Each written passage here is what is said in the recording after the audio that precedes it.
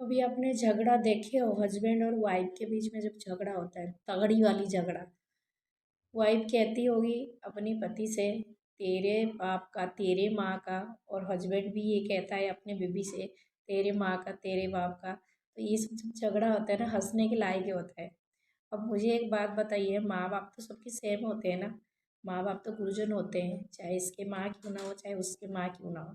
ठीक है, 5 मिनट की ये लड़ाई करते हैं और अपनी बुद्धि भ्रष्ट करते हैं। बुद्धि जिनके नहीं होता ना, इस टाइप की गवार जैसी लड़ाई करते हैं। ये लोग सोचनी चाहिए इस तरह लड़ाई करके, जो आमने सामने बंदे देखते हैं कितनी इज्जत इनकी जाती है। माँ बाप क्या है, माँ बाप तो सबकी बराबर होते हैं ना।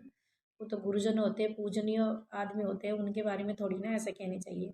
मूर्ख इंसान ही ऐसे कह सकते हैं। वो ज़माना पहले ज़माना तो नहीं रहा, अब ज़माने में पता नहीं क्या क्या होता है हस्बैंड और वाइफ के बीच में। आज की मैं एक बात बताऊँ, लड़की जब अनमेरिड होते हैं ना, तब हम लोगों को लगता है कि लड़की मायके में ही मतलब बेस्ट है, मायके में ही वो बिल्कुल सुरक्षित है।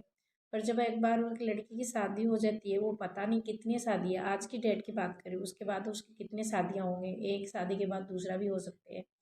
ठीक है, अभी जो थोड़े दिन पहले भी ये हुआ, मुस्कान नाम की लड़की, उसने क्या किया बताओ?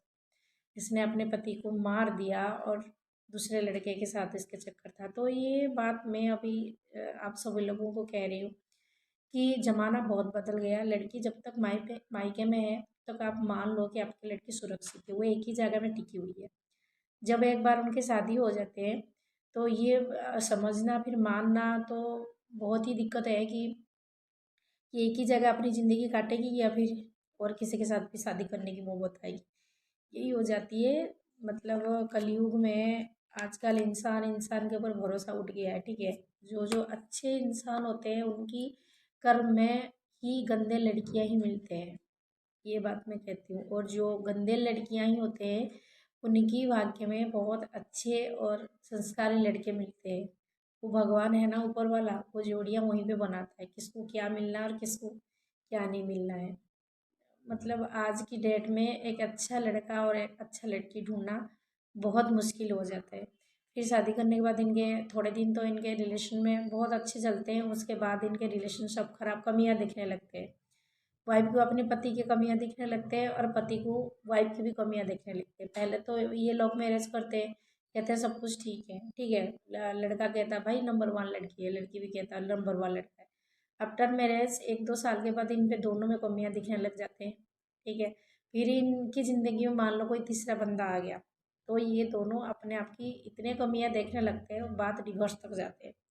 फिर डिवोर्स करके ये शादी कर लेते हैं। शादी करने के बाद थोड़े दिन इनका रिलेशन ठीक चलता है। बात अगर लड़की की हो रही है, मैं लड़की की बात कर रही हूँ, तो क्या होता है, ये जो लड़कियां होता है जब ये सेकंड मैरिज करते हैं, थोड़े दिन इनका रिलेशन बहुत अच्छे चलता है, 1 साल 2 साल के बाद फिर इनके रिलेशन में दरार आने लगते हैं, कुछ ना कुछ प्रॉब्लम होने लगता है। फिर लड़का क्या करता है, इस लड़की को घर से निकाल देता है। तब ये लड़की सोचता है मैंने जो गलत काम किया, मैंने अपने पति को छोड़ के बहुत बड़ी गलती करी।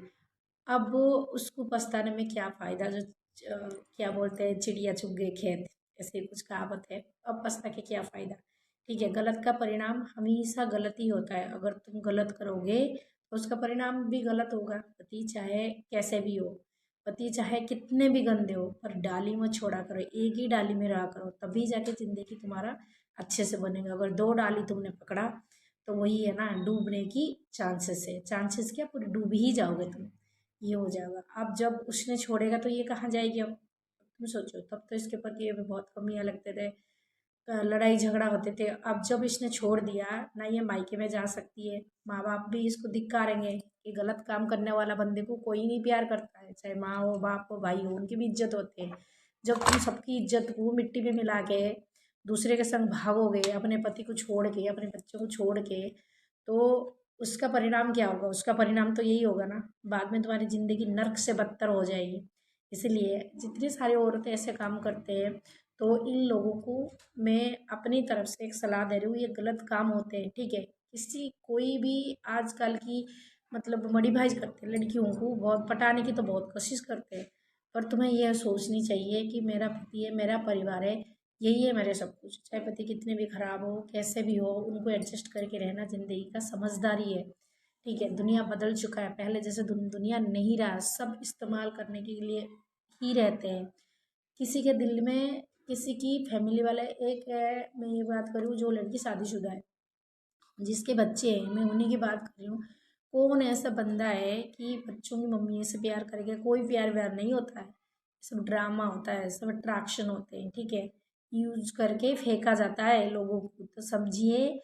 और आज की डेट की मैं बात करूँ, अपने परिवार छोड़ के कहीं नहीं जाना है। परिवार को कैसे खुशी में रखा जाएगा, बच्चे कैसे खुशी में रहेंगे, पति को कैसे खुशी में रखा जाएगा, बस अगर इसी में तुम दिमाग लगाओगे तो तुम्हारा परिवार बहुत खुश रहेगा। अगर इसको छोड़ के तुम गलत डायरेक्शन में जाओगे, गलत लोगों के साथ बात करोगे, या फिर उनके झांसे में तुम आने की कोशिश करो, तो ज़िंदगी बाद में तुम्हारे इतने नर्क, इतने मतलब बदतर हो जाएगी ना, तुम उसमें से निकलने की कोशिश करोगे ना तो अभी भी नहीं निकाल पाओगे।